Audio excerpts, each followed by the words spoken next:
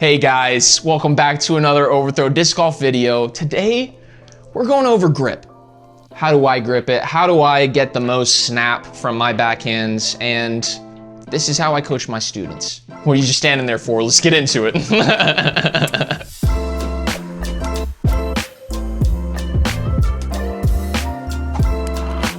So, how to grip the disc. This is something I see come up with my students a lot. Coach Mikey, they don't really call me that, but I'm gonna say that they do. Coach Mikey, you know, I'm throwing, but I don't feel any snap. And you know what? I see it too. When they throw, by the time I see their slow-mo and the disc is out of their hand, their hand looks something like this, or like this, or like this, or like this. I mean, there's some crazy stuff happening. Let me just tell you that. When I see that, we go over grip. All right, what do we need to do? Essentially, we need to backload. And when I say backload, I mean these back three fingers right here are the most important. You seeing that? Booyah. So why the back three fingers? Well, simply put, for me, it's just faster, and it seems to be faster for a lot of the top throwers as well.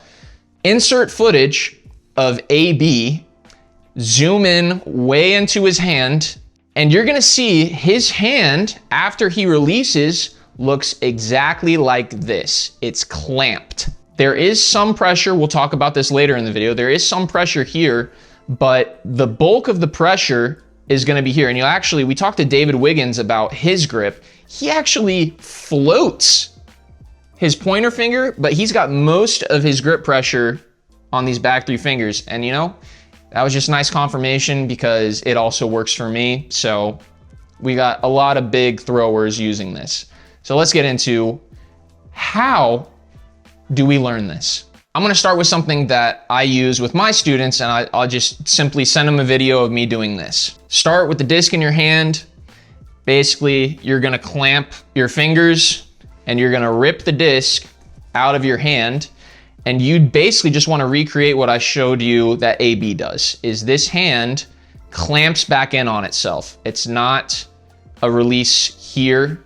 It's not a release here where there's a gap in between the fingers. I see this a lot. I honestly don't even know how that happens. I think people are just letting it go, and that's what's happening. They're just raising this thumb up. So simply take the disc in your hand, do the thing. This is what Josh does. You do the little finger there, you wrap it around, that's your grip. Rip it out of your hand. You're gonna have to start with kind of a loose grip. Make sure it returns, clamps back in on itself. Now you have the idea of what it should feel like coming out of your fingers. But here is what I want you to do to get used to backloading. I want you to grip the disc just with these three fingers pulling into your palm, and you can even make sure you're doing it right by floating pointer finger and thumb. All right, so floating these two fingers, I'm simply going to throw. And I'm going to think about, where did that just rip off my fingers? For me, it was pretty even across these middle two fingers. And that is what you're gonna be looking for, is it's ripping off of the middle two fingers. Preferably even more so on the middle finger. So again, I'm gonna do the same thing, throwing with the floating fingers. I'm not too worried about form, and I'm not too worried about my run up right now. I just want to get the feeling. So you've done this, you've made sure that it's ripping off the correct fingers. Now, what are these other fingers for? The ones that we are floating. Stability, all right?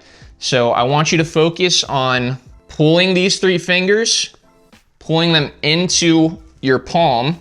So I'm pulling back this way into my palm to secure. And then I'm just gonna basically moderately apply pressure with my pointer finger and my thumb. And you can wrap that pointer finger in.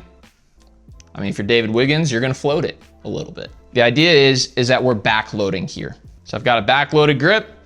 These other two, I'm actually not focused on keeping too much pressure. And now I'm gonna get used to the same feeling of us floating, but now I've got a little bit more security adding these two fingers, and I'm gonna try to get that same feeling. Yeah, and actually I can feel it ripping off of even my pinky.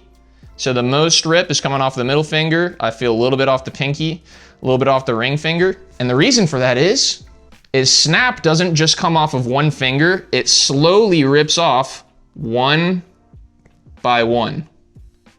But again, backloading is the key. Then we'll just add it into the walk-up and make sure that we're cognizant when we throw that it's ripping off of those 3 fingers. Wow, I did it. It's the 3 fingers in the back. So give yourself a little pat on the back. That's basically it. I'm gonna add a little tidbit here. This kind of goes along with the last video I did where I talked about increasing spin, where you fling your wrist in, right? It's gonna go along with that video. If you haven't seen that, check it out. Here, thanks Dakota. Here is something that I found is actually pretty important, and I kind of stumbled upon it this morning while warming up for this video on Tech Disc. This produced consistent nose down, little bit more speed, and the spin. So we're backloaded, but what I want you to do is I don't want you to really grip into those back 3 fingers until you're ready to send your throw forward. So we're gonna delay when we squeeze those fingers. And I want you to try this. If you have a Tech Disc, I want you to try this at home and see if it works for you. It did for me. So again, we're loose, loose, loose, and I'm saying my grip is loose, right? My grip is loose, but we've already worked on what it feels like to activate those back 3 fingers and squeeze them in. I'm telling you to delay that. So loose, loose, loose, activate. One thing you'll notice is when you activate those back 3 fingers, it's pulling the disc in, just like we worked on in the last video, getting that wrist nice and curled. So activating those back 3 fingers at that time naturally pulls it in. And what I found when I do that is because of the timing of it, I'm able to stay loose, which means fast. And then I'm able to get the spin and nose angle. I want you to notice, does it help your nose angle as well? That's something that you keep in your head compared to what you typically do. Because I'm betting that if you're a front-loaded guy and you go from front-loaded to back-loaded, and these back 3 fingers, and Dakota can tell you this works because he's the one that brought it to my attention. Keep an eye on nose angle, speed, spin, and just see if this works for you. But it's loose, loose, loose, loose, loose.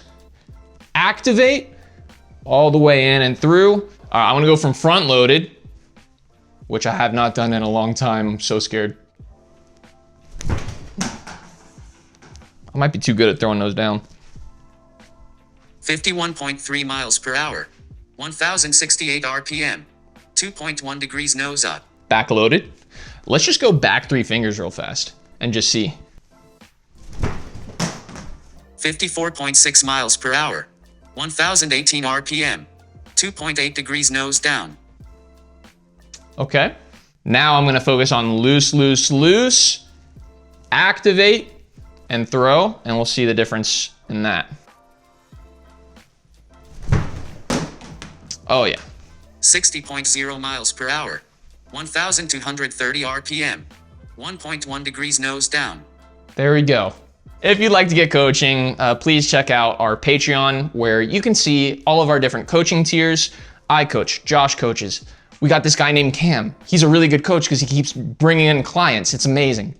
So multiple people to choose from. If you like this video specifically, you'll probably like my coaching. So check out my tiers. I have Mikey's Elite tier, which is daily form reviews plus 2 video conference calls. Is that what we call them these days?